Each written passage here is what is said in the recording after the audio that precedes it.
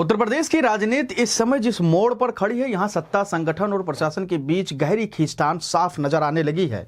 एक तरफ भाजपा के कार्यकर्ता सड़क पर उतरकर पुलिस के खिलाफ नारे लगा रहे हैं, तो दूसरी ओर विपक्ष इसे योगी सरकार की विफलता करार दे रहा है। वहीं दिल्ली में बैठे रणनीतिकार इस पूरी घटनाक्रम को अपनी अपनी चालों में इस्तेमाल करने की तैयारी कर चुके हैं। लखनऊ के चौक क्षेत्र में जब भाजपा नेता और कार्यकर्ता पुलिस प्रशासन के खिलाफ नारे लगाने लगे, पुलिस तुम्हारी तानाशाही नहीं चलेगी, नहीं चलेगी, तो यह नारा सिर्फ गुस्से का इजहार नहीं था, बल्कि सत्ता के भीतर गहराते असंतोष का प्रतीक भी था। यह कोई एक दिन की बात नहीं है। बीते दिनों में कई घटनाएं लगातार भाजपा कार्यकर्ताओं के भीतर असुरक्षा और आक्रोश पैदा कर चुकी हैं। रामस्वरूप यूनिवर्सिटी में एबीवीपी छात्रों की बुरी तरह पिटाई हुई, गाजीपुर में भाजपा कार्यकर्ता सीताराम उपाध्याय की पुलिस की मार से मौत हो गई, और अब लखनऊ में यह हाल है कि पीड़ित पर ही मुकदमा दर्ज कर दिया गया, वो भी बीजेपी कार्यकर्ता। इन घटनाओं ने कार्यकर्ताओं के मन में यह सवाल गहरा दिया है कि सत्ता में होने के बावजूद भाजपा कार्यकर्ताओं की स्थिति विपक्षी दलों के कार्यकर्ताओं से भी बदतर क्यों है। रामस्वरूप यूनिवर्सिटी की घटना ने भाजपा और आरएसएस के रिश्तों पर भी सवाल खड़े कर दिए। यहां छात्र नेताओं ने खुलकर कहा, हम भाजपा के छात्र संगठन नहीं हैं, हम आरएसएस से जुड़े अनुषंगिक संगठन हैं। यह बयान साफ तौर पर योगी आदित्यनाथ की पकड़ और संगठन में उनकी साख पर चोट करता है। इसी बीच उत्तर प्रदेश के दोनों डिप्टी सीएम भी कई बार पुलिस की कार्य प्रणाली पर सवाल उठा चुके हैं, चाहे एबीवीपी छात्रों की पिटाई हो या भाजपा कार्यकर्ता की मौत। उप मुख्यमंत्रियों ने लगातार नाराजगी जताकर संकेत दिया है कि सरकार के भीतर ही असंतोष पल रहा है। ये घटनाएं सिर्फ लखनऊ या गाजीपुर तक सीमित नहीं रही हैं, उनकी गूंज दिल्ली तक पहुंची। भाजपा आलाकमान अब तक लगातार रिपोर्ट ले रहा है और उसके पास रिपोर्ट जा भी रही है कि यूपी में प्रशासन बेकाबू है। विपक्ष को ये सब मुद्दे परोसने का मौका मिला और यह पूरी तरह से योगी सरकार को घेरने में जुट गया। लेकिन असली चिंता विपक्ष में नहीं है, बल्कि असली चिंता यह है कि भीतर से ही योगी सरकार को कमजोर करने की कोशिशें तेज हो गई हैं।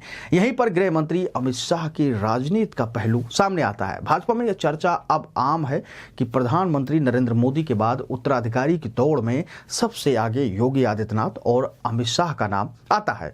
लेकिन अमित शाह की महत्वाकांक्षाएं भी जगजाहिर है। शाह का अंदाज हमेशा इससे रणनीतिकार रहा है, वो सीधे टकराव की बजाय माहौल बनाने में माहिर हैं।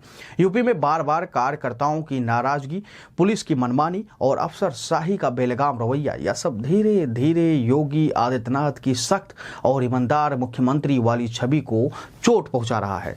दिल्ली में बैठा नेतृत्व यह सब देख रहा है, हर घटना का रिकॉर्ड तैयार हो रहा है। शाह अच्छी तरह जानते हैं कि अगर यूपी की छवि धूमिल होती है तो उनकी राष्ट्रीय महत्वाकांक्षा का सबसे बड़ा धक्का लगेगा। ऐसे में शाह को कुछ करने की जरूरत ही नहीं है। हालात खुद योगी के खिलाफ सबूत बनते जा रहे हैं। इस पूरे खेल में अफसरशाही भी अहम भूमिका निभा रही है। हाल ही में लखनऊ की मेयर सुषमा खरकवाल ने विभागीय अधिकारियों पर तानाशाही रवैये का आरोप लगाया। उनका कहना था कि अधिकारी ना तो जनता से मिलते हैं और ना ही काम करते हैं और ना ही विभाग में वो आकर बैठते हैं। इस बयान ने फिर से यह संदेश दिया कि प्रशासन मुख्यमंत्री की पकड़ से बाहर होता जा रहा है। हालांकि विपक्ष लगातार यह आरोप लगाता रहा है कि योगी अधिकारियों को संरक्षण देते हैं, लेकिन सच्चाई यह है कि यही अधिकारी अब योगी की छवि को नुकसान पहुंचाने वाले बनते जा रहे हैं। सियासी जानकार मानते हैं कि योगी आदित्यनाथ के सामने असली चुनौती अब 2027 का चुनाव नहीं, बल्कि भाजपा की अंदरूनी राजनीति है। विपक्ष तो मैदान में तैयार ही है, लेकिन उससे भी ज्यादा खतरनाक है संगठन और सत्ता के भीतर पनपती बगावत। आज हालात यह है कि भाजपा कार्यकर्ता ही पुलिस के खिलाफ नारे लगाने को मजबूर है। आरएसएस की नाराजगी बार बार सामने आ रही है और डिप्टी सीएम तक इशारों ही इशारों में पुलिस की भूमिका पर सवाल उठा रहे हैं। अगर यह सिलसिला इसी तरह जारी रहा तो योगी आदित्यनाथ का राष्ट्रीय कद ही नहीं, बल्कि मुख्यमंत्री पद तक की पकड़ कमजोर पड़ सकती है।